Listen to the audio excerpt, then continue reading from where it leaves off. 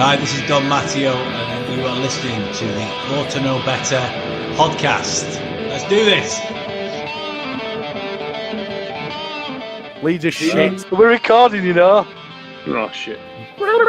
We're the good start. I don't think we've got the personnel. You can fucking laugh all you want, you absolute fella. I think about things. That's why you lot are idiots. A melted version of a dick that's been shrink wrapped. The absolute elite shithousery of this. Good evening. Welcome to another Berardi and Coke. This time we're talking about loss again away from home. I'm joined by Gilly, who could be aptly named the running man, but I don't know if he has the physique to pull that lead role off. But Gilly, you were doing a bit of an old jog today around the place. You completed the run, yeah? Yeah, man. Yeah. I've got Give us got the silverware to show. Give us a look at Silverware, your bling there, will you? Whatever it is. Your bling, man. It's your Do you know, bling. You need to get it's a really gold chain nice. for it now. It's really nice. So let me just take it off and I'll show you. Because, right. So the run goes from central Leeds out to the Abbey and back. But you know when you're on Kirksville Road before you get to Cardigan Fields, there's a little petrol station. Yeah. You turn left on the run and go round the back of that, and you come out again, and then you go under the bridge before Cardigan Fields. And actually, I don't know if you can see it. The actual line that runs up from here up to there, and then back again is the actual route of the run, and it actually comes off slightly at the bottom here.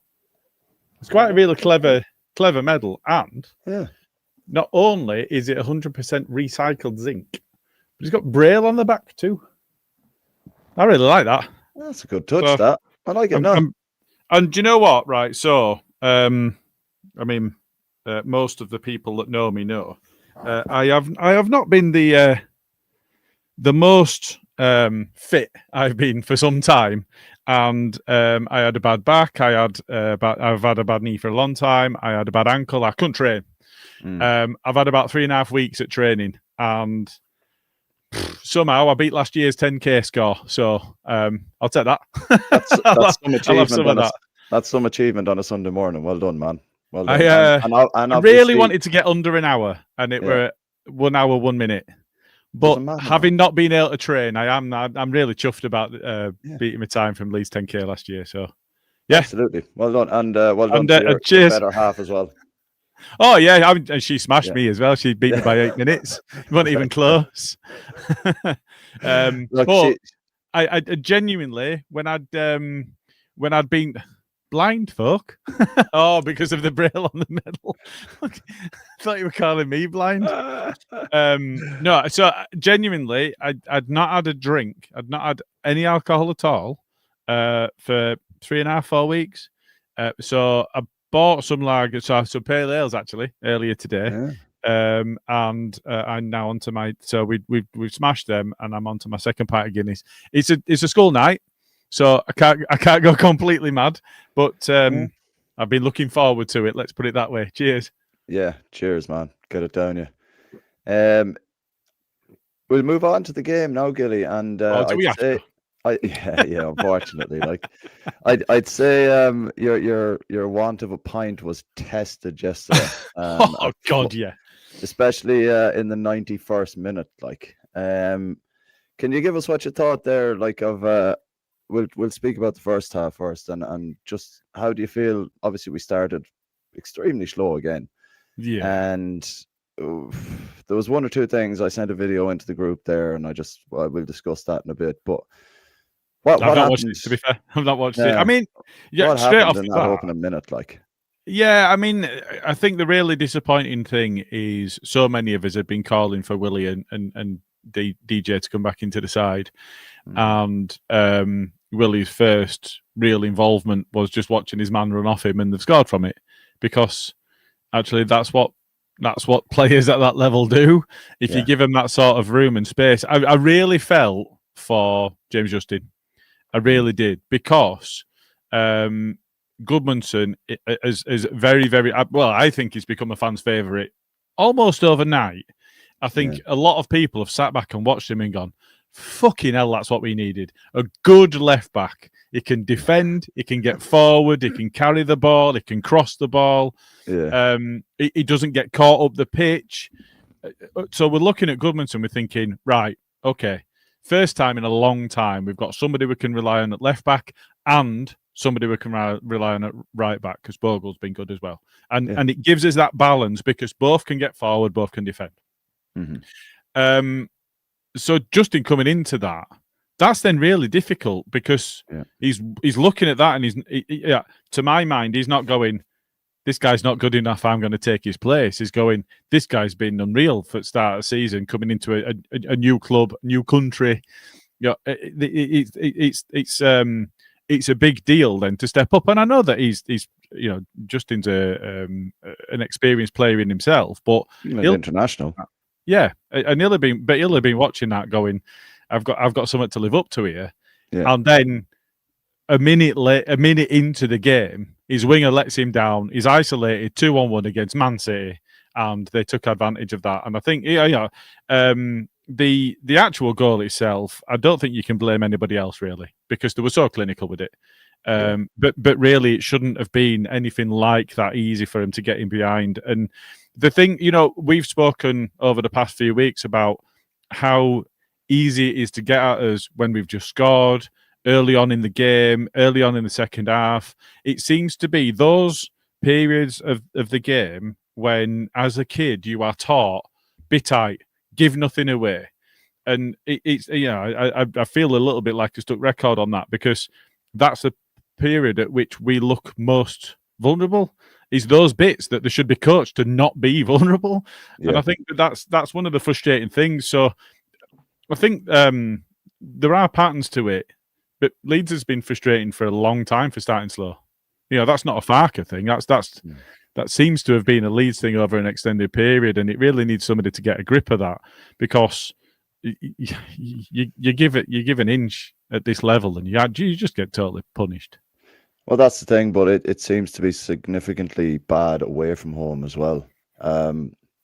At home, we seem to be all right. We get the ball moving around. We kind of get in their face. We look to try and assert ourselves at home, but we never seem to do that when we're playing away from home, which is kind of frustrating, because you can see that we've got the players there to be able to put that pressure on teams, even away from home, because let's be honest, if we can do it at home, why can't we just do it away from home? Absolutely. And I think we've seen, so Nonto's had a lot of stick during his time with us about his work rate and his tracking back and so on, and I think at times that's been unfair. I don't think it's a lack of endeavour. I think it's just whether he can't still be getting used to the position. He's been there long enough. I think it's more being switched on. It's not an ability to play the position. I don't think there's any issue with that. It's a concentration level. When you're an attacker, if you're not concentrating 100% of the time, what happens? Somebody marks you. There's no damage done. You might have been able to have a bit more of an impact on the game if you're on your toes. But if you're an attacker and you don't get half a yard on your defender, the ball comes in, the defender clears it, and everybody goes, "Oh, that was a good cross," and that's it. Nobody thinks any more about it. If you are a defender, and all right, I am a little bit of defenders union because I played centre back for so many years, but. If you very much like a keeper, if you make a big mistake, they're in on goal, and at this level you get punished. So I think there's an element of I don't think it's work rate. I think it's a bit of naivety still, and how different the Championship is to the Premier League in terms of how clinical they are. It's night and day, isn't it? Well, it is, I guess, but at the same time, we kind of also have to look at it in the kind of sense that Nanto's only coming back from injury. Obviously, Fark has left him, nearly a month and a bit while he's been, essentially fit and not put him in the squad or had him on the pitch. And I think maybe the way he was easing him back into it, he gave him 10 minutes in his first game, 20 minutes, and then he brought him on to start a game. And I think against a team like City, like you said there, the concentration levels might not be there just at the moment because, coming back into it. And the reason I say that is because we kind of let it slide last year with Solomon when he came back from injury. It took him 5, 6, 7 games, 5, 6 games to get back up to speed, you know.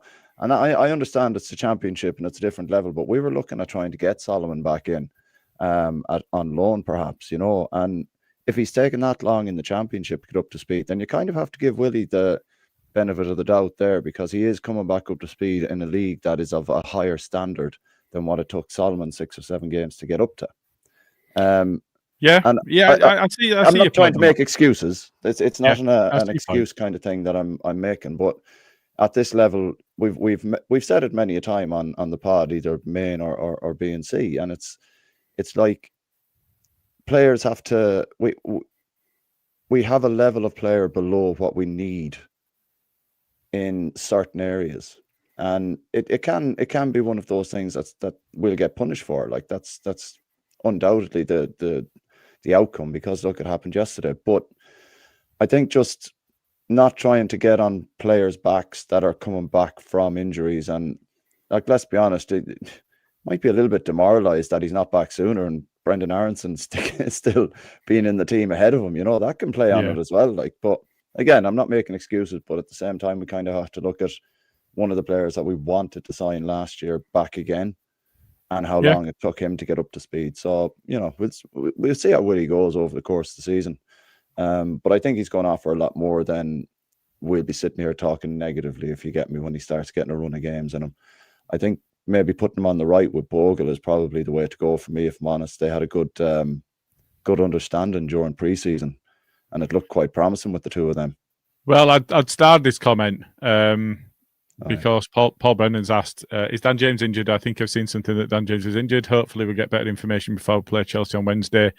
There is a rumour, and I think it is only a rumour, but there is a rumour that he's done his hamstring. In which case, you know, if we are 4-3-3 at home, because Farker might want to go 3-5-2 away from home. He might want to stick with 4-3-3 regardless. It'll be interesting to see what he does, having played so well in the second half. I mean, I was speaking to I can't remember who it was that it was Oscar, and he was saying we need to play 3-5-2, and I was like, you're kidding? They've not trained for it. They're not prepped. They can't just do that. Yeah. And actually, they've showed they can't. You know, I don't. For me, it wasn't. We don't have the personnel for it, because I think that Bogle and Goodmanson and Justin perfectly competent at playing wing back. I've absolutely no concern at that as well. They already offer us the width. What it does is it means the midfielder's not having to drop back in. So if you've got Ampadu playing in that anchor role, he doesn't have to drop back into the defence if one of the fullbacks gets forward, because there's 3 centre-backs behind him. And I think that it offers that. I think we've not seen enough of Bourne now to know whether he's a genuine replacement for one of the first, let's call it the first 3 choices, because it looks to be that way. And I don't think that we've seen enough of him to know that he would be up to it, really. But there's a bit of cover there. We look so light, don't we? And I think if you think there's one defender covering the back line that's left, you know, I think that's very difficult through the middle. But focusing on that first half, I mean, if you see the momentum graph, it's ludicrous that we got in at 2-0. Do you have it there? Do you? I can upload it. So I mean, no, it's fine. Because I mean, it is ludicrous. Because when you look at it, the difference in the score sheet was the goal that we conceded in the first minute, and then a goal that came from an offside and a foul on the keeper. Yeah, and I think that when you're in that position, going in at half time thinking this could be a lot worse. Actually, it could have been. That is true. But really, we were not in a bad place, because that was the difference. And that it's criminal, really, that it's not picked up by the officials because I mean the offside was not even close. But when the VAR looks at the decision for the goal, how they've not seen that foul. I know they were checking for offside. I mean, it was nowhere near offside. I don't know why they were bothering looking at offside. Yeah. It was never offside. So but this is the momentum graph. And it's I say, it is ludicrous that we've got in at 2-0, albeit the second goal, for multiple reasons, shouldn't have counted. Well, this is the other thing as well. I wanted to point out once you put that up. It's another thing that, again, we started slowly. It was like that first half. We've rarely seen that first half where we've just been absolutely peppered galore there. The second half, well, I thought we were considerably better in a 3-5-2 in the second half than we were 4-3-3. But that's not one thing I wanted to mention. Was you mentioned that we were quite light on the ground as well for certain areas. How did you feel that the Gruev, Ampadu and Tanaka trio went? I thought they were very good, the three of them. I thought Ampadu, my drunken shot-filled eyes.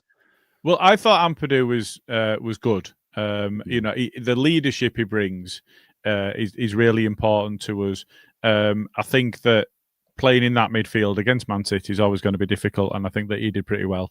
I thought that without really impacting the game, Gruev did okay. It's one of those where I wouldn't be picking him for any game if the midfield's all available. He's probably fifth choice, isn't he? If you consider Tanaka and Ampadu started, they're in front of him anyway. But then you've got the two that were unavailable through injury, and I think that the position that we're in there is I'm not considering him, but he came in and he did a job. And I think there were a few times he snapped into tackles and that were important, and that's something that he does have in his locker. He's just quite one-dimensional with it. He's not a marauding player. He's not going to get forward. He doesn't have the passing ability that you really want from somebody that's going to play in that deep lying. I'm going to call it a 4 because a 6 is a centre half. But that deep lying role really cries out for somebody to be crisp and capable with a range of passing available to them, because that's how you take advantage of that. And I think that he falls short on that. For me, it was Tanaka's worst game in the Leeds shirt. I thought it was awful. I thought it was really poor. He got through a lot of work, which you always get from him, and I'm not being critical of that. But without naming names, it was like he was channeling somebody that does a lot of work and doesn't impact the game at all. That's harsh. No, that's harsh. Look, you're meant to be in good form today. You've just got a new shiny medal around your neck. Let's not two-foot out while we're at it. And I genuinely, I think that if he'd started the game and either Longstaff or Stack is available, I think he's one of the ones that's hooked early on at that point. And I think I might be singular in that, but watching the game, I'm looking at him and I'm thinking, you're a lot better than this. And in the end, he was brought off for Harrington. And with not long left, to be fair. Not long left. About 10 minutes or something like that. Not long left. So. But yeah, so I think in that midfield trio, we had a lot of work. But really, Ampadu was the only one playing football. I don't know. That's too harsh. He was the only one wanting to get on the ball, make things happen, and was being somewhat effective at that. Whereas I thought Tanaka's got that in his locker. We kind of didn't see it. I was a bit disappointed in him because he set such a high bar.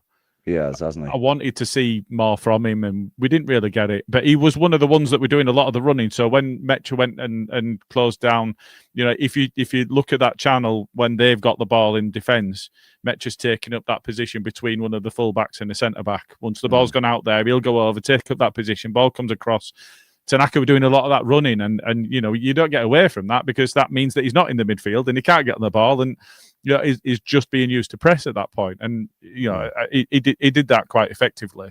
He just didn't influence the game in a way that I want him to. It was very slim pickings though, in terms of people influencing the game really in the first half, like both based off the momentum graph as well.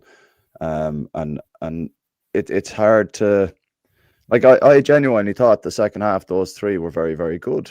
You know what I mean? I thought they nullified a midfield of Man City quite well for large periods of it. And Reinders is a baller. Reinders is a baller. I rate him a lot. I think one actually, I don't know if you saw it beforehand because it was in the build-up, so you'd have been travelling and whatever. So I already on the shots actually by the sounds of it. But Pep was asked about Bernardo Silva because apparently his contract's up in the summer, which I didn't realise, which is unusual to get to such a late stage in a player's contract. And he said, "I don't get involved in that. He will speak to the club. The club will sort it out, or the what, and I'll use him while he's available to me." In that game yesterday, and this might be it might be unfair. I've not seen a lot of him this season, I'll be honest. But that game to me looked like when we'd got promoted first time round, and Pablo just didn't have the legs anymore. And you knew that Pablo was a baller. Yeah. And he definitely, if we'd have not been promoted that season, could have done another season in the Championship. There's no doubt in my mind that he could have done that. Yeah. He just couldn't do it at Premier League level. And I don't think Silva's got it. So I thought that Man City's issue was in midfield, but was actually, he nearly won a Ballon d'Or. He was nominated for it.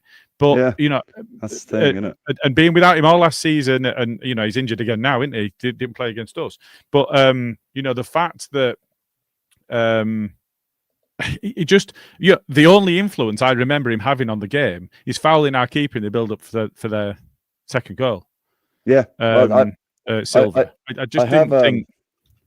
There's a video that I put in the chat there, and I can't seem to upload it. I wanted to put it up just so, because someone has zoomed in on Silva actually fouling Perry.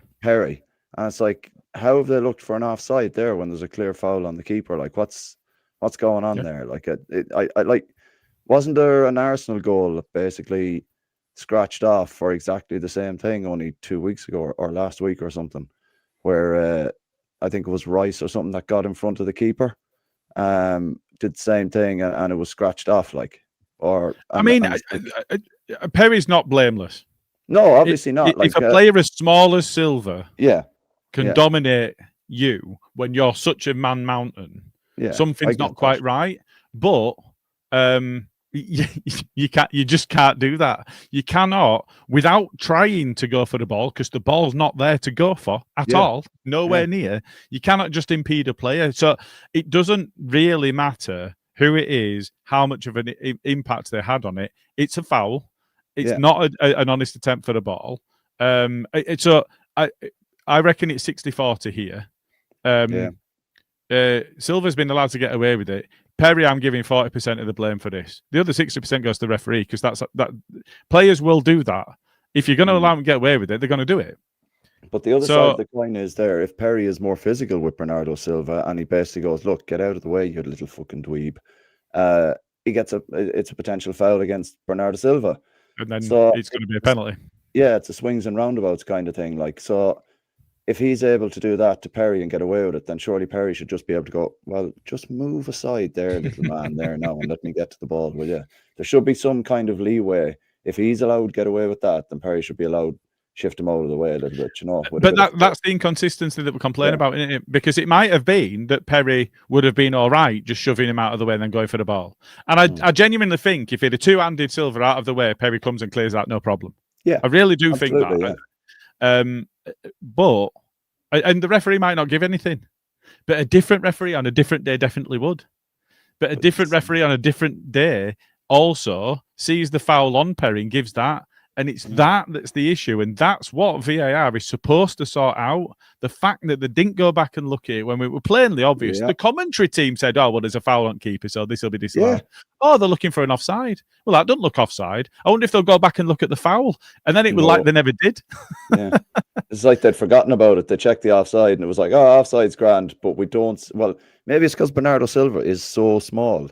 They couldn't Just pick him didn't up. see him. They just didn't see him. Like they were like, Perry is a 6'5" lunatic, and he's just surrounding him.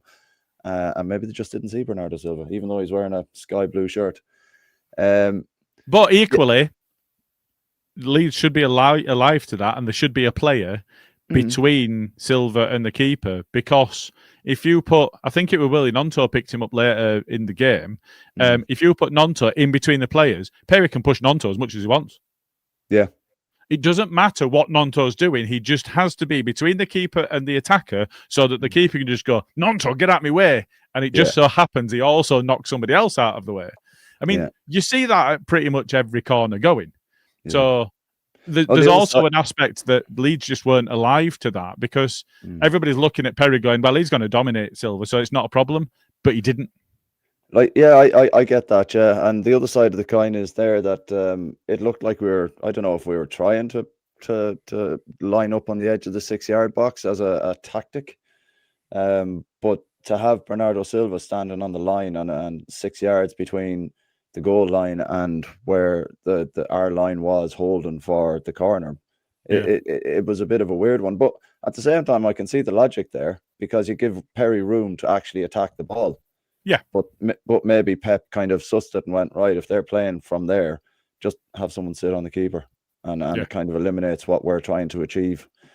Did you go into the second half, Gilly? Did you like the changes? Were you a bit hesitant about going 3-5-2? So I mentioned Oscar. So we'd been having so I don't know if it's been mentioned, but I am a starting 11 fanalist. There's a few content creators from Leeds that have been. So Luke has been on Sky as part of it from our podcast, obviously. Joe Wainman, Oscar. The only Leeds bros are involved. There's quite a few. So there's a WhatsApp group about all of that stuff. Ooh, podcast friends. Yeah. And in there, he was saying we really need to play 3-5-2.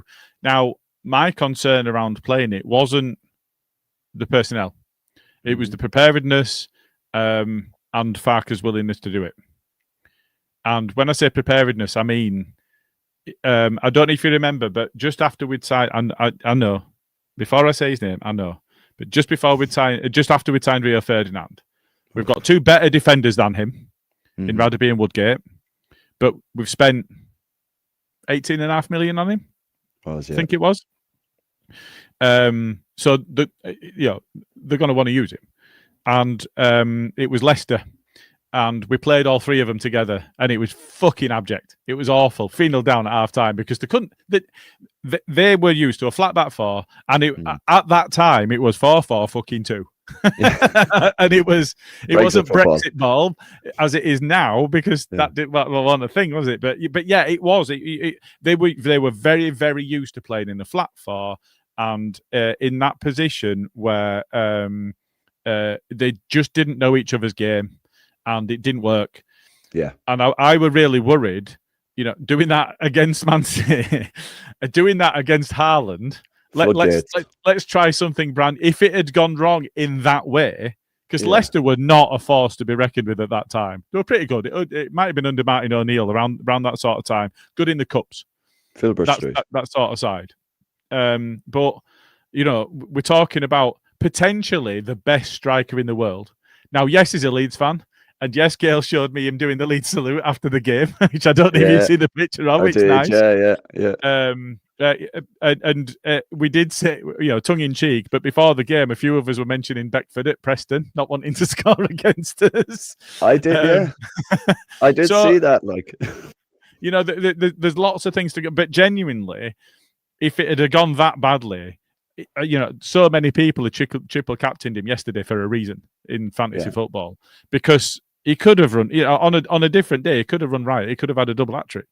Yeah. Because he's that good, not because we were abject. I think we were pretty poor in the first half, but overall, I think you could say that we did enough in the second half. I think to deserve a point out of it.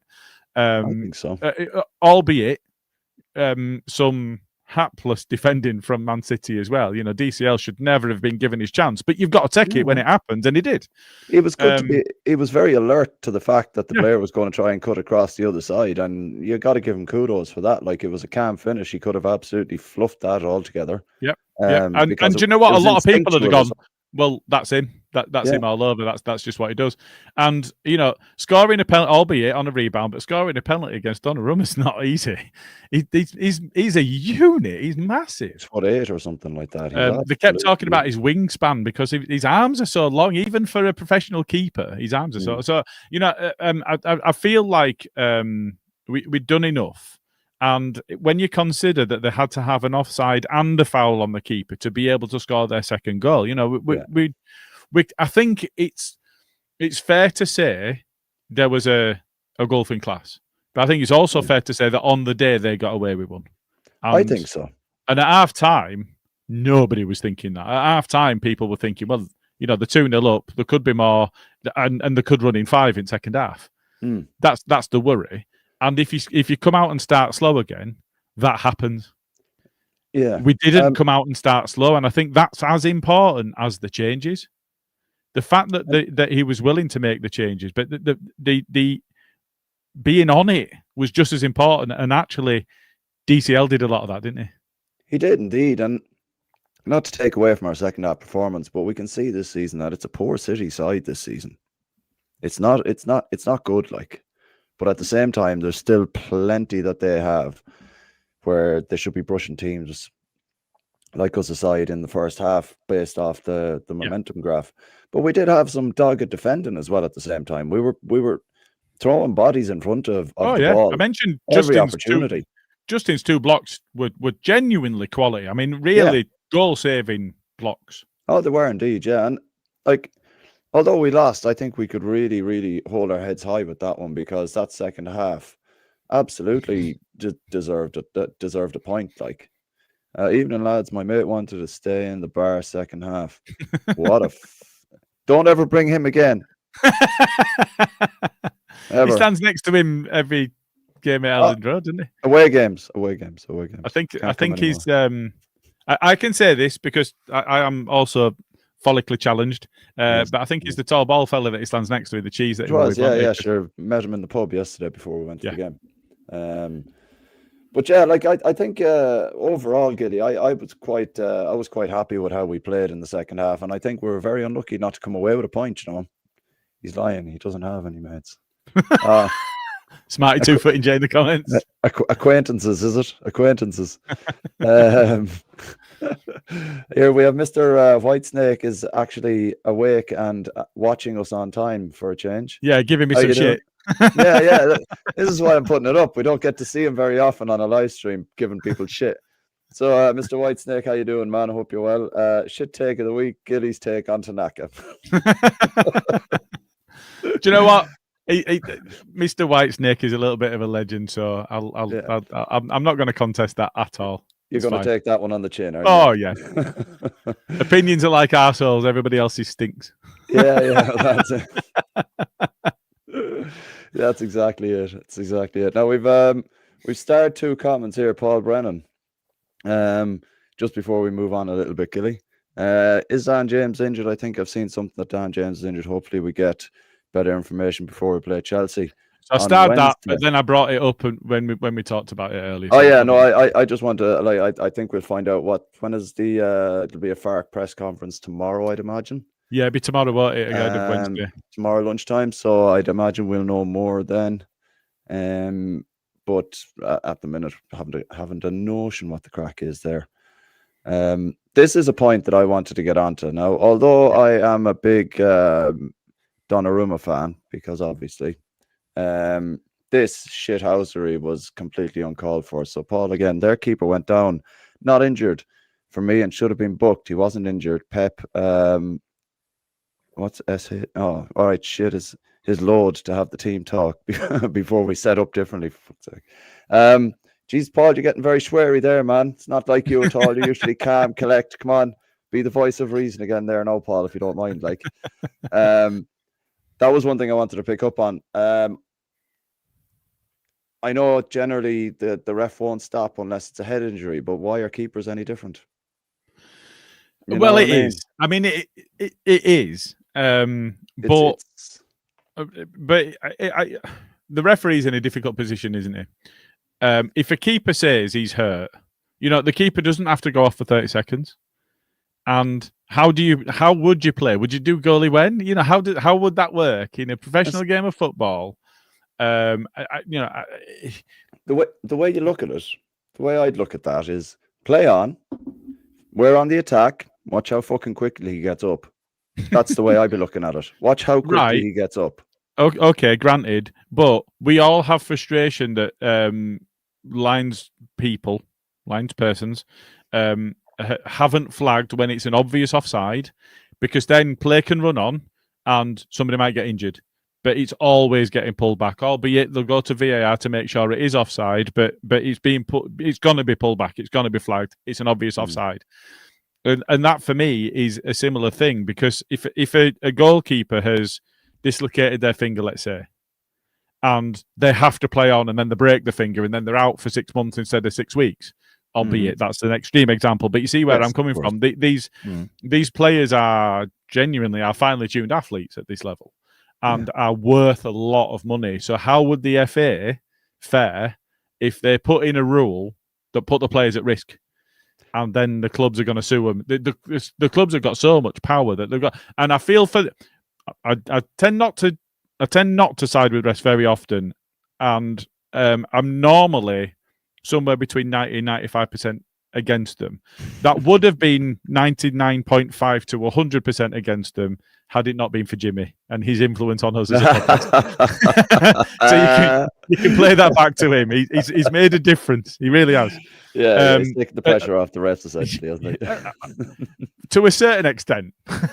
I'm not a changed man. No. To a certain extent. But so I feel for them, because if a keeper's down injured, how is a referee going to play on? Yeah, well, I just think the ball wasn't near him, wasn't running, wasn't doing anything, overexerting himself, wasn't near him. He didn't have to do anything bar walking out of his box and then going on the ground. So that's what annoys me. I'd understand if he'd cleared the ball up the pitch and gone, oh shit, I think I've pulled something, and he went down. The ball was in our half when he decided to take a break for himself. That's what's frustrating about it. If the ball is near him and he kicks it and he does that, whatever, grand. You can go down injured, because let's be honest, we've all kicked the ball far too hard and vigorously and torn something or other at some point. So you could understand it, and a good point Debs makes here as well. The ball was in our half, but we turned the ball over. So he was 25 yards out of his box, but if we turned the ball over, he could have been absolutely screwed, depending on how the play went. But yeah, I just don't think if he's just walking out of his box then and he goes down, it's for me, it's a play on. Those kind of scenarios. If he's no one near him, he hasn't kicked the ball long, he hasn't passed the ball, and he's just walking out of his box and he goes down, play on. If he's kicked the ball and he feels a twinge, go down. That's your absolute right. Like you said, Gilly, they're finely tuned athletes. They're worth billions and millions of pounds. Go down. You can't risk it. But no one near him, play on. And I get what you're saying, because watch how quick he gets up. What happens if I'm playing in net a Sunday League game and I've hurt my finger, I've hurt my pinky, so I just go and sit down on edge at box or just outside edge at box? What's the referee going to do? He's going to let them score, and then he's going to come and see how I am. But he's not going to stop game for me, is he? But the thing is as well, right? So you'll have clearly made a save to hurt your finger, right? So at that point, you're going to be like, right, okay, I've hurt my finger. Hold on a second, I need treatment. You're not going to play on for a minute and then go, oh, jizz, you know what? That's kind of sore. I'll just walk. No. Yards, I am. I am going to play on, and I'm going to go, ref, I've really hurt my hand. Ref, I've really hurt my hand, and do as good a job as I can until such a time as the game stops. That's my point. Is because he's not going to stop the game for me, is he? So I just think it's just a bit of a fucking sore point for me. If being it is, and it's gamesmanship, and I think that's the bit between what's right and fair and what's against the laws of the game. And I think on this one, they've played the laws of the game to their benefit. Yeah, not that's the annoying thing. to the intent of them. It's not the intent of the laws of the game, but they've not broken the laws of the game. It's just it stinks, especially when it goes against you. Yeah, But because it gets the other them side to things, how many alien flops have genuinely been a foul? Now, I think it's quite a high percentage compared to some people, but not all of them were, and we all celebrated them. Right, I totally agree, but they involved contact. Yeah, Like, absolutely. But But there again, was nothing to show that he had anything to do with contact to make. no. him go down. I agree with that. But the point I'm making is, did Ailing have to go down under the contact he'd got, or was he playing the game? He could very well have gone down, depending on where he was and what area of the pitch he was on. Like, but if there's contact, you go down. It's as simple as that. But that's playing the game. And this is, if we go back to Pat Bamford genuinely getting wiped out and getting nothing from it, and him standing up going back to the ref and going, "What the fuck? Do I have to dive to get to get a decision?" And that's the difference. Is he was being fouled, but because he didn't go down, he didn't get a decision. And it's like, it's a difficult one. I think from Donnarumma's perspective, he's done exactly what his coach has told him, and his coach is world class. But the thing, the frustrating thing is we were gaining good momentum, and it took the sting out of the game. They were able to kind of regroup and, have that little bit of a team talk or whatever the case may be. But if they didn't have that, then God knows where the game could have gone after that. So it's one of those things where it bugs the shit out of me. If our keeper does it, I'm like, oh, he must be hurt. Or if some other keeper does it like Donnarumma done. Send him off. Send the day to get off. He's cheating. Wanker. He's done it. He's absolutely shithoused that there now.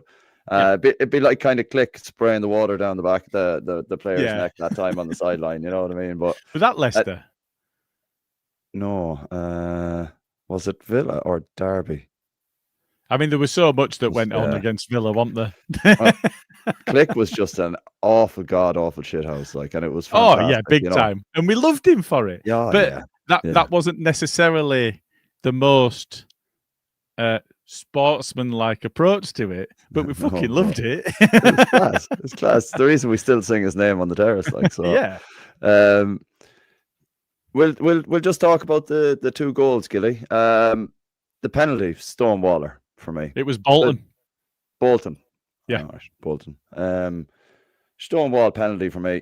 Oh yeah, I mean, I don't understand how they complained. I mean, there has never been a more clear-cut penalty in the history of the sport.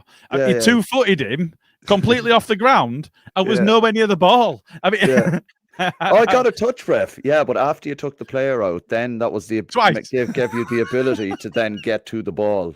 You had to get through the player first, you know what I mean? And it's some brass neck to complain. Yeah, but the fact that they actually had to check VAR for that was just absolutely comical. You know what I mean? They don't use it to check for a foul on our keeper in the first half, but, a blatantly obvious penalty that the ref's already given, by the way, they have to check that. You know what I mean? It's fucking... It really does me head in sometimes, really bad. But I get that. Nemetja seems to be penalty taker now, no matter who's on the pitch. Cool, isn't he? I mean, he hit it hard. It wasn't in the corner. Yeah. But he hit it hard and he hit it well. And do you know what? How many times have you seen a rebound go flying over the crossbar? Yeah. So to keep his head and stick it away as well. Yeah, fair play. I thought it was fair play to him, and it was his first goal against City since leaving them as a youth player, wasn't it? So fair play to him there. Pep was asked about that in the build-up. I don't know if you heard that bit. No. He was asked about having Metcha come back and play against them, having been with them before, and he absolutely, completely blanked the question. Didn't answer it at all. Really? Yeah. Oh, it's really strange. I don't know if he were annoyed that he'd left. Maybe he left under a cloud or ran his contract. I don't know what it was, but he just absolutely blanked the question. Didn't even didn't even acknowledge the question at all. But that's a bit mad, like, because if he was mad about him leaving and he wasn't giving him any opportunities, he's hardly going to stick around to warm the bench, is he? So it's kind of on Pep if he wants to be a petulant child about it and not answer the question because he didn't give him the opportunities. Well, then he's a petulant child, isn't he? Well, yeah, but you're not 3-3 now. Yeah, 3-3. Cannot be sniffed at. No, they can go, like, who is it? There was someone that said they can go in off my arse, and I really couldn't care less as long as they go in the back of the net. Exactly. Like that goal last week, didn't know anything about it. Hit his shin, went in. You know what I mean? Yeah, but it's his goal. Yeah. Take it. And the first of the three was a really good finish. Yeah, against Forest. Yeah, it was very good finish. Like, and regardless of how they go in, goals breed confidence for a striker, and that's what it's 4 now. He's got. I know it's not a great return just at the moment, but we weren't. No, but DCL's played more than he has. Yeah. How many has he got now? He's got 3 as well, hasn't he? 3 or 4? Is he on 3 now? One against Wolves, one yesterday. Did you get another one there recently enough or something? I thought it was only 2, but I'll maybe I can't remember enough to say whether you're right or not. But DCL's probably played more than Metcher. I would probably say. Yeah, he's got Maddie Leeds there in the comments. Yeah, DCL has 2. Nice one, Matt. So I think it would be great if we can get 2 actual attackers on the pitch. And now Okafor and Nonto have both played through the middle before. Okafor's got very quick feet. He's not very quick over the ground. Nonto's quick. If James is injured, then it might be an opportunity to play either DCL or Metro up front with somebody a bit more technically capable around them. But equally, if Metcho's scoring goals and DCL's going to win balls, maybe playing both up front. I do feel a little bit for Pirro because I think he probably felt that even if he wasn't going to be the main man, that he'd be the one that would be playing support, especially after the last couple of seasons he'd had at championship level. And while ever the 2 of them stay fit, they're both ahead of him in the pecking order, I think. Yeah, and to be fair to Pirro, he hasn't done very much wrong when he's come on and had a few minutes here and there either. He had a good effort where we could have beaten Spurs if the keeper didn't keeper had the game of his life that day for them. Made 4 or 5 absolutely top class saves, and you're looking at them and you even now people in work, Spurs fans, saying that we should have beaten them. So Pirro's time will come, I think. Jamie just says here, Chapman used to score goals with his ass sometimes. He did, and he'd also miss with his feet from 2 yards out, but then score a 25-yard header. Yeah, that's the other thing, isn't it? Like, there was one header he got, I can't remember who it was, but it was from about 3 yards out, but he was up like a salmon like that, and it nailed it in for the championship season. But it was like, he was 2 yards out, and sure, he could have been 25 yards out, and he'd probably still have headed it into the goal, but it's just get the goals scoring, get the goals flowing, and we should be all right. But obviously before we finish up, Gilly, I just wanted to ask you about Fark. Is this a stay of execution, this result? Do you think if he'd lost this by a heavier margin, Wednesday might be potentially his last appearance? Or no, I think regardless of what you do, I think it would be tantamount to suicide to look at Man City, Chelsea, Liverpool and think I'm going to bring in a new gaffer for any of those games.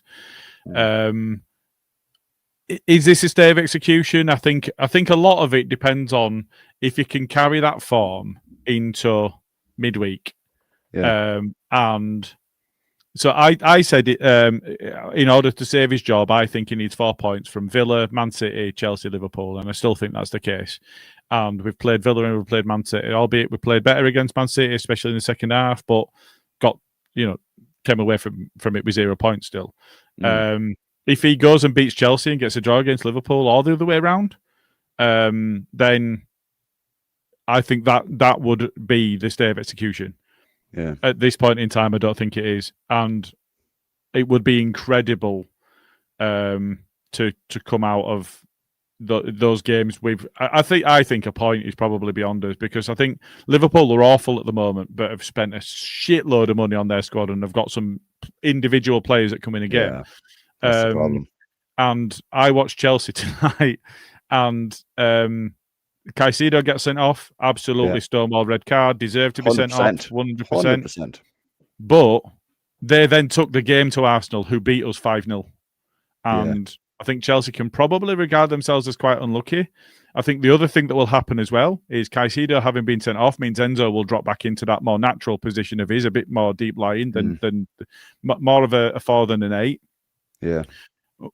Which unfortunately leaves a space further up the park for Cole Palmer to come back in now that he's back from injury. That was my next thing I was going to say. Yeah, you were saying about Caicedo getting sent off in the group chat. And I was like, but Cole Palmer's just going to come back in. Yeah, so it would be incredible for us to go 2 games unbeaten against Chelsea and Liverpool, but I think he absolutely needs that. I think if he doesn't get that, to be honest, I think he's already toast. I think he's gone. And I feel for him. Yeah. I love the fact that he was a fire beast at the end of the last season. And I love the fact that he got 100 points and got us up as champions. It was brilliant and it was a great experience. And he'll be able to carry that forever. I think there is an element to say that it's a little bit unfair because he had Norwich, twice? One backed either time. I don't think we've backed him either. More than Norwich did, but not in the way that it needed. It's only 28 million in 2 seasons. Norwich did, but not in the way that it needed. Yeah. He was crying out for a 10 before the end of last season, and he came into this season and got to the end of the transfer window and still didn't have one. Yeah, and the fact that he's had to play Aronson so many times. Well, when I say had to, at certain points he's chosen to. However, he started Nonto and he started Dan James. He's had to take Nonto off at half-time, and Dan James is now injured. Yeah. Did he have to play Aronson because he had no choice? We don't know. We don't see behind the scenes. We don't see what training goes like. But he's done what we were crying out for. He's played Dan James. Dan James was an absolute threat. City was scared of him. It's pretty much the only out ball we had. And that's what he brings you. He brings you an impetus that Aronson never will be able to, because he spent 15 years of his life being taught how to play a certain way, and it's not really his fault that he can't break out of that, because how could you? If you've had it hammered into you day after day after day after day after day for 15 years, you're not going to be able to get away from that. That's not me being critical of him. It's just not useful for us. Dan James is useful for us. He still looks rusty. I'm not saying he was the best player, but he was an outlet for us. And we're going to need Nonto to get up to speed, especially if Dan James is injured, because we absolutely need some pace. And like I said, Okafor's got quick feet, but he's not quick over the ground. Metcha's a unit, and he's an athlete, and he'll work. DCL will work.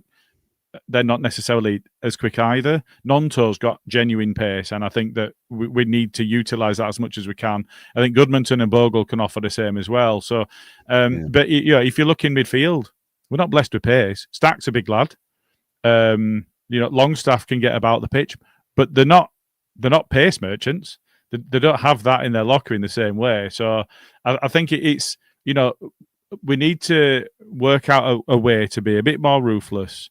And if that is genuinely 2 attackers right up top and 5 at the back with the wing backs or full backs, however they're deployed, giving that width when it's appropriate to, fair enough. I think just coming back to Man City, the one thing I would say is at 2-2, it would have been really easy to just drop back in and it just be a shooting gallery. And if that had have happened and we'd have lost 3-2, I'd have looked at that and gone, that were potentially an opportunity missed. I think we went for it. I think that we did the right things and we tried to stay on the front foot and we tried to get a point in the right way, and we just got done by a sucker punch. And I don't think that's something that Farke can be criticised for at all. But the one person that absolutely made sure that was the case was Joe Rodon. He was fucking immense. He was class again, wasn't he? He would not let them drop back in. He pushed them up the field, physically pushed his teammates up the field at certain points and made sure that we didn't do that. And he can do that because he's quick. So he can push Strike and be all forward in front of him and go, Yeah. you go pick up that man, because I know that I'm going to pace any of these people coming through. I thought, just a real brief breakdown, I thought that Bogle managed Doku really well. I thought Dan James offered him a lot of cover there. And did a lot of work tracking Doku back so that Bogle wasn't isolated. I thought they did that well. O'Reilly, I didn't think was particularly good on the day. He's a good player, but I don't think he was particularly good on the day. And I thought that they handled that really well. It is just a real shame that Nonto just dropped the ball so early on. Yeah, it's one of those. I think it's a learning curve for Willie as well. Like, you know what I mean? He's still, he's 23, is he? Or if he's even 22, maybe. So he's still quite young in his development as well. Like, but yeah, a couple of consistent seasons in the Premier League at that level, like he will be a star boy. Like that's the thing. He will do that. Like, yeah. Steve Brown is in the comments here, and he makes a good point. Beale look much better in a back three. Would that give you confidence in potentially doing 3-5-2 on a more regular basis? If you look at the players and their attributes, I've just mentioned Joe Rodon's pace. Joe Rodon's really good at reading the game and is quick enough to do something about it. Strike can't read the game and he's slow, but he's decent with the ball at his feet and he's good in the tackle. I thought he marshaled Haaland really well because he's so strong. Haaland's such a strong boy, and I thought Strike handled him really quite well when he needed to. There were times when there was the edge needed. When Haaland had kind of got half a yard and Strike wasn't going to be able to win the ball, but he really needed to go in and challenge hard and fair. But I felt he did that. He did that really well. So I think when you look at that back three, I think that Beale and Strike are similarly paced. I don't think either of them are blessed with pace. Beale reads the game a lot better than Strike. Beale's really good in the air. I think that if you've got Rodon playing as a sweeper, absolutely that's the right approach. Yeah. Because if you think that Goodmanson and Justin, to be fair, has shown that he can, and Bogle on the other side gives us great balance as wing backs. They're fully capable of playing as a wing back, just as capable of that as full back. So I think we've got the personnel that offers it. What you don't get is that three in midfield. Yeah, but with the wing backs, like you kind of do still have, you could still do three of them in there. You know what I mean? I think you don't have enough in attack if you play the flat three, is what I mean. Yeah. You have to carry a little bit more through the centre because all of a sudden you don't have your two wingers. So although we've got the wing backs, you have to carry something through the middle, and that's why I was saying about Okafor or Nonto, somebody being in that central position. Now, if that's one of the forwards, one of the two, then you've really lost a lot because all you've got really in attack is your wing backs and then two attackers with a flat three and a flat three. So for me, I don't think there's quite enough there if you're going to play the three that we have up to now. And I don't mean the personnel, I mean the position and formation and the job they're asked to do.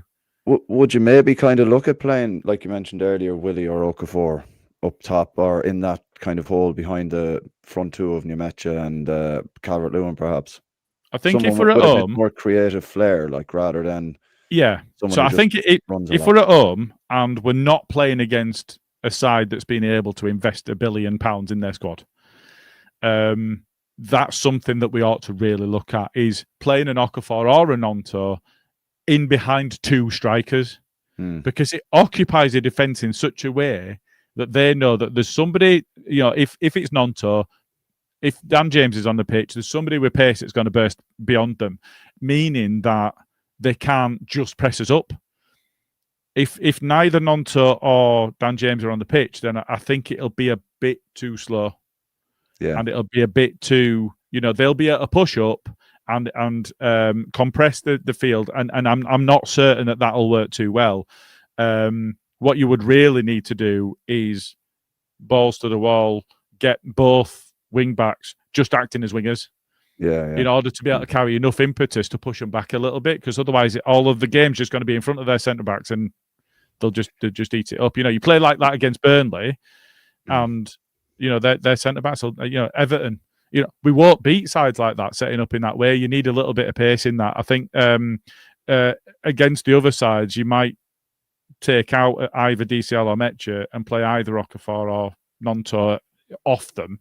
Yeah. And then you can play that extra midfielder so you don't get overrun in midfield because, you look at some of all right, albeit Caicedo red carded, but Caicedo's a magic player and Enzo as well in there as well. And then you look at the array of attacking talent that Chelsea have got and you're looking at that and you're thinking, fucking hell. Yeah, how can that be allowed? Yeah, and that's it. One player that they signed that they didn't even have space in their Champions League squad for, and would have started pretty much every game for us. That's the difference. It's huge. That's the gulf is massive. But you make very good points there about the reasons for it and against the formation. I'd quite like to see two big brute lads up top for us, properly occupying centre backs.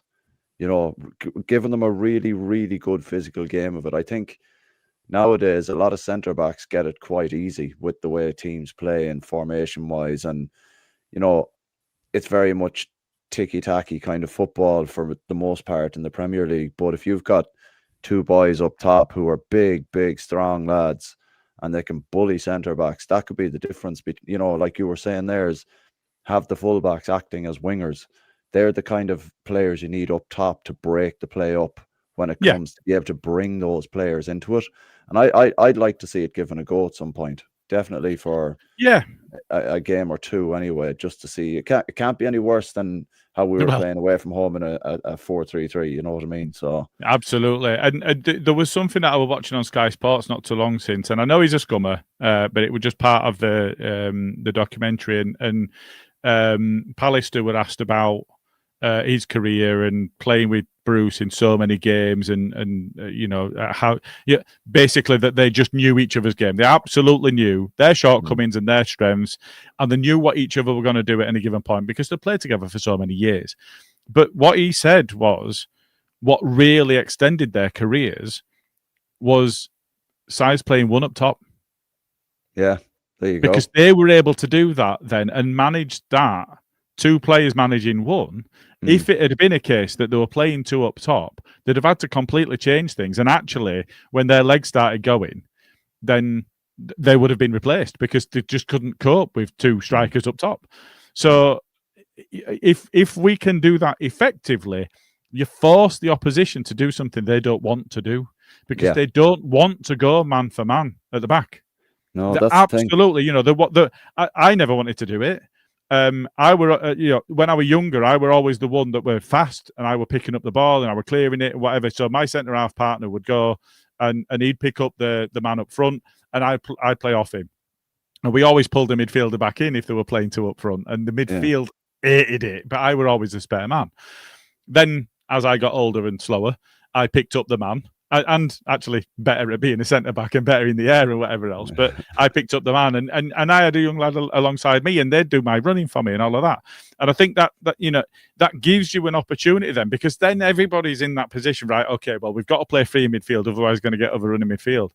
But it changes the dynamic. If you play two up top, yes, you might get overrun in midfield, but if we've got the fullbacks giving us the width and not wingers, we've completely changed the dynamic, and yet, other sides do play it, so it's not completely alien. Especially these sides that we're playing against that play in Europe. There's a lot of sides in Europe that'll do it, but it just our personnel lends itself to it. Yes, all right, we've got Okafor. Okafor is being deployed as a winger. He's played inside quite a lot. Really, if you look at our squad, Nonto was signed as an attacker. And a central attacker. He'd played up front, he'd played in the 10. We deployed him on the wing. He'd not really played much on the wing before that. Okafor, he's been deployed as a winger, but has played through the middle. The only real out and out, albeit he played up front under Bielsa, but we're going to leave that to one side because that was a failed experiment for my mind. And I rate him. I think he's a good player. Dan James is really the only out and out winger we've got. The only one that whose position really is only winger.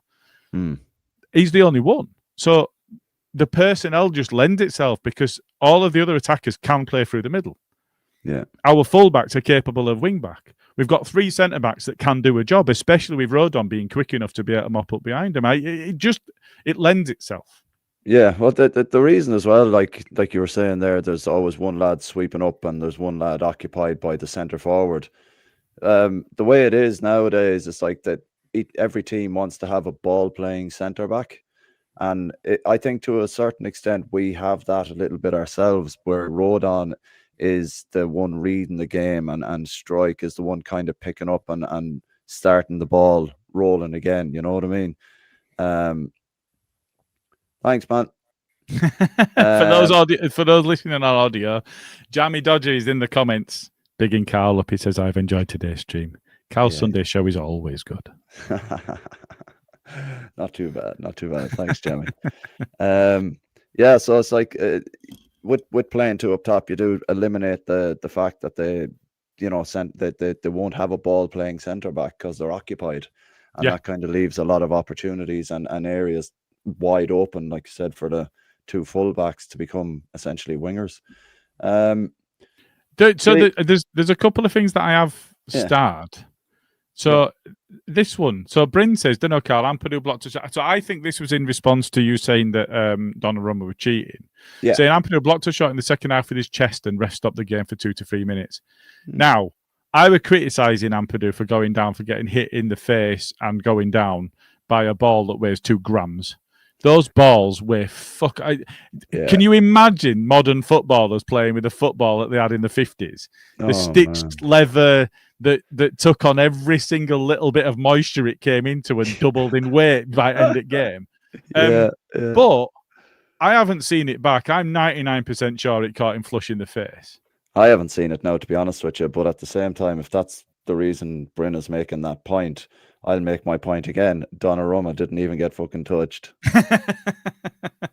This is what I'm saying. This is I get that, and he should have, because obviously it's a safety concern if he gets it in the chest. Anything can happen. To be fair, you don't know.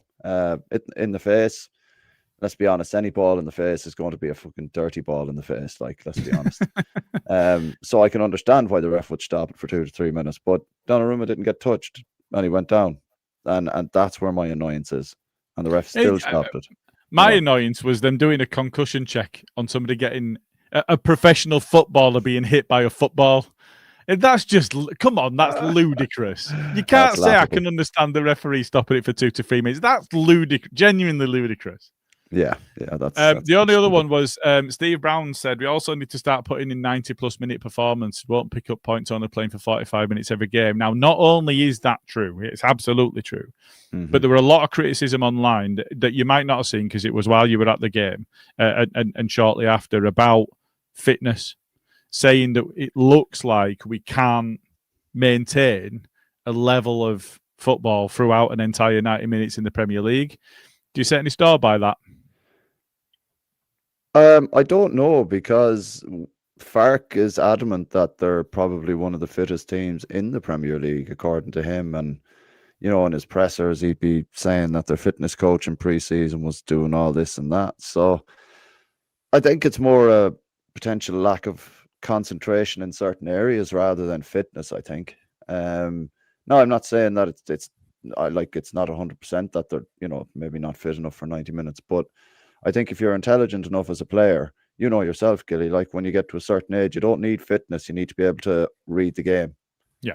And if you're fit enough, which they should be, they're elite athletes, they should be able to read the game and not get caught out like that regardless. Absolutely, yeah. But if you're not fit enough, that's still going to tell anyway. Even if you're good at reading the game, if the squad itself isn't fit enough, if you've got 1 or 2 players in there that mentally are switched on, physically not at the races for whatever reason, and there can be all sorts of reasons for it. If somebody's had a cold through the week, they might not be 100% going into the match. So upstairs, so they might not have the cold anymore, but they've not trained all week or whatever. You're not quite, we're talking about real finite changes in their output. We're not talking huge swerving changes, but it does feel like there are significant points in the game that we get into and are not operating at the level that we can. And whether that's fitness, whether that's mentality, whether that's something else that we're just not aware of as fans, I don't know, but it does feel like there's something not quite right. And if that's fitness regime, then fingers can be pointed at the coaching staff. But for it to affect, because it seems like it affects the whole side. Yeah, and I think if that's the case, then you got to look at the coaching. That's true too. Like Steve, again, he's in the comments here as well, saying if you look at the distances run, Leeds nearly always outrun their opposition. Mental fitness towards end of a game is what's costing us. Yeah, and that's. But that's got to be coaching as well, though, hasn't it? Because that's part of it. Yeah, because in training, you're going to be going like whenever I did coaching at all, your training was always at an intensity that you will be doing it in a game. So you're taking that mentality into a game. So if not you murder ball, then. No, not far off. I'd like to try it, not far off, but yeah. So you're taking that mentality into a game. So over the course of a 90-minute part of your training session where you're putting in your hardest bits, that's when you should be getting mentally ready, because at some point that's when it's going to drop off a bit due to exhaustion or whatever. It might not be fitness, it might be exhaustion, but in training then you understand that this is the point at which we're going to start. Now we need to be more switched on in the midfield or at fullback or whatever the case may be, but be switched on. Like we said, you don't have to be you have to be intelligent enough to be able to get around a lack of physical fitness, and the mental fitness has to be spot on, And there's also a game management aspect, isn't there? Yeah. There's been a lot of comments about conceding late in games, and I think, albeit totally different sport, and I get that, and the captain's very, very different, but I think of rugby league and I think of Sinfield playing for Leeds Rhinos, and the way that he pulled the strings, the way that he dictated the tempo. Obviously, he was the kicker, and that's a huge part of playing in rugby league. Yeah. But I think what you need is that element of capability of a game management. Now, I think Longstaff's got that. And obviously he's very experienced at this level, which I think is critical. But we've got a naivety still about us. And some of it, I think you can talk about the Donnarumma stuff. He's a very, very experienced player to say where he is in his career. What is he, 26? Played for 3 different Champions League sides, and was adopted into Euro the winner. Italy team at what, 19? 16. Yeah. Playing. Well, I think he made his debut at 17. Which is, that's incredible.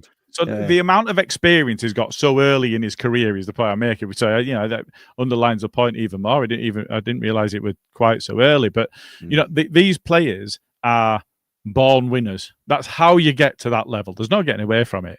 But not only that, but there's an element of game management that you have to do, and it feels to me like we just, we spoke about Ampadu earlier about his shithousery.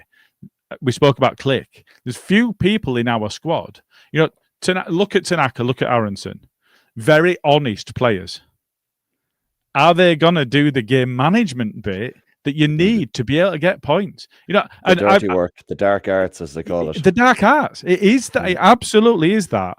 And you can get away with the endeavour, the output, the mileage, whatever else, certainly in the Championship, but in most leagues in the world.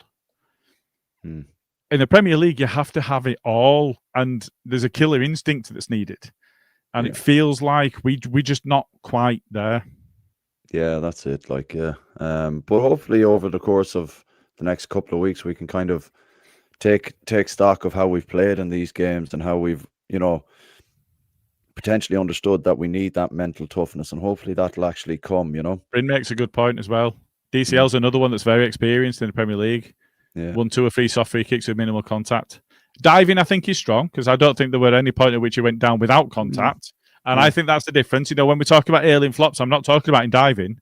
I'm saying he's on the floor, but didn't necessarily get put on the floor by the contact. He had contact and went down. And I think there's a fine division there, but it is a division. It's not diving, but it's not necessarily having been completely wiped out. It's buying a free kick. Yeah. Yeah, but it's buying a free kick through naivety of the opposition. Yeah. Because if the opposition's going to steam in and do that to you, and then you can flop and get a free kick, well, that's the opposition's fault, isn't it? Yeah. It's not diving. It's the art of winning free kicks. But that's my point. Is Longstaff's got that. DCL's got that. These are experienced Premier League players that have got that, and I think there's an element there that we have to learn, and we have to learn quickly. And I'm not being too negative about the likes of Tanaka, about Gruev, Nonto to a certain extent. Mecha was one, if you remember the Forest game, yes, really good finish, but spent most of the first half on his ass. I'm like, come on, you're a big unit. You can't go down, because it looks like he's just trying to beg for it. He's not buying a free kick; he's begging a free kick, and I think that there's a difference there, and I think that's the one there where I was a little bit disappointed with Mecha, but he's again brand new country, brand new club, brand new system, brand new coaching staff, and I think so. There's a difference there. Overall, there are positives to be taken from the Man City game, and to be able to say that at all is quite incredible, really, from where we were at half time. Oh yeah, absolutely. Nobody would have given us any, no outsider looking in would have gone, Leeds are going to come back into this and they're going to get it back to 2-2. Regardless of the end result, they're going to get it back to 2-2, and they're going to give them a real game, and it's going to take an injury time winner. Nobody in this, you would have got insane odds on that. Oh man, absolutely. To get back to 2-2 after 2-0 down away to Man City. You're never giving us anything more than 60-1 to get back to 2-2. You know what I mean? So 60-1. It would 200-1 for Leeds to get anything from the game beforehand. No, it won't. It won't. No, 200-1 was 7-1. Yeah, that's it. Yeah. There was a few of them flying around a few group chats. Anyway, I hope people lost a lot of money on that. So Gilly, I'm going to finish up now. Yeah, man. Because it's been good crack talking to you, and been glad to have all the peoples in the comments. Thanks very much for joining us. I just want to point out this. You may have noticed this QR code up here in the.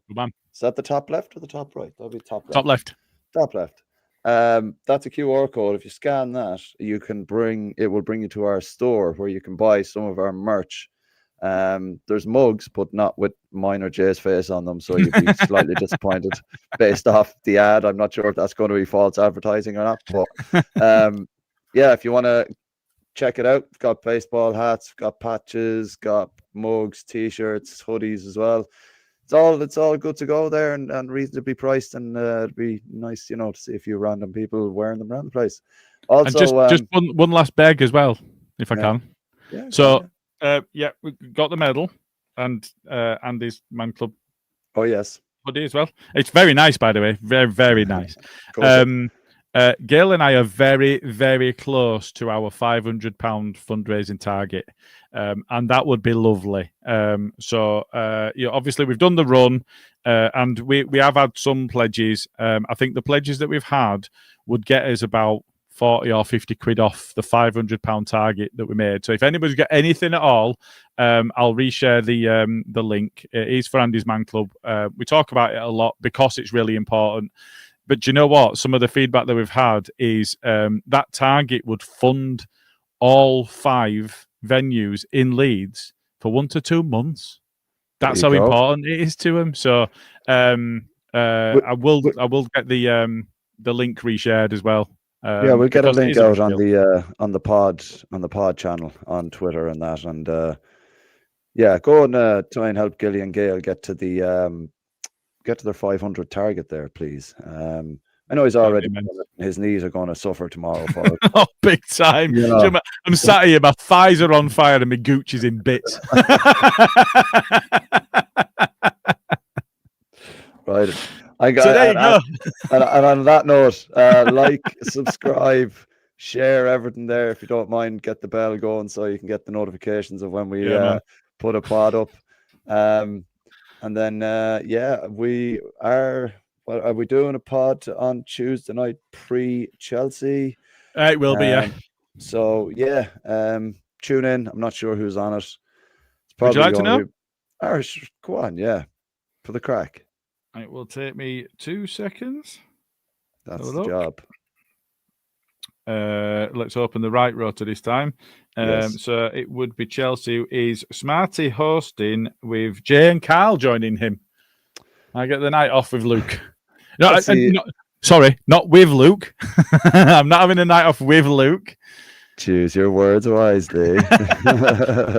There's a few people asking for the link. So what I'll do is I've got it here, so I'll drop it into the actual YouTube comments. And that would be, and we'll also put it on the Twitter social as well, or X or whatever the hell you're still calling it. But it's definitely Twitter, isn't it? It just is. Yeah, that's the thing. So yeah, thanks for that, Gilly. And I won't see you Tuesday night, but I'll probably see you Wednesday at the game. I mean, to be fair, you might well see me on Tuesday because I feel like I've been on 18 consecutive pods. So you might well anyway. Sound. Well, let's bear that in mind. So thanks a million for getting in the comments, folks. It really does help us out a bit as well, you know, just having something nice to talk about and making your points and all that. It's absolutely great. And just wanted to touch Whitesnake. Where is it? I've lost it now. Yeah, anyway, I did coach for a while, Whitesnake. I coached at Leeds United Ladies for nearly 2 years. So yeah, just to give you a heads up as to why I was saying that. So yeah, look, have a good evening all. Gilly, I shall see you Wednesday, if not Tuesday, because you seem to be on all the time. And a pleasure as always. Yeah, look after those knees, and we'll catch you all later. And the link should be in the chat. There you go. Link in the chat, folks. Nice Have a good one. Thanks very much, all. It's all the know better. We all the know much better than letting Karl go on with Jay. Karl again. Luke's calling out bad weathers, and Smarty is no better, and Gilly gets fan mail again. But every time we go live, shit take has been can't speak or even tell the time. fire. It's more toys out the pram. It's all the If I see his mother in we the all know stands, much better. I'm this gonna is crack an egg show for tonight. And if you like these weapons and you don't think they're balance, please go check out our website. Good night. Little tosser, and I hate him. He's shit. He's average, and he's a shit house.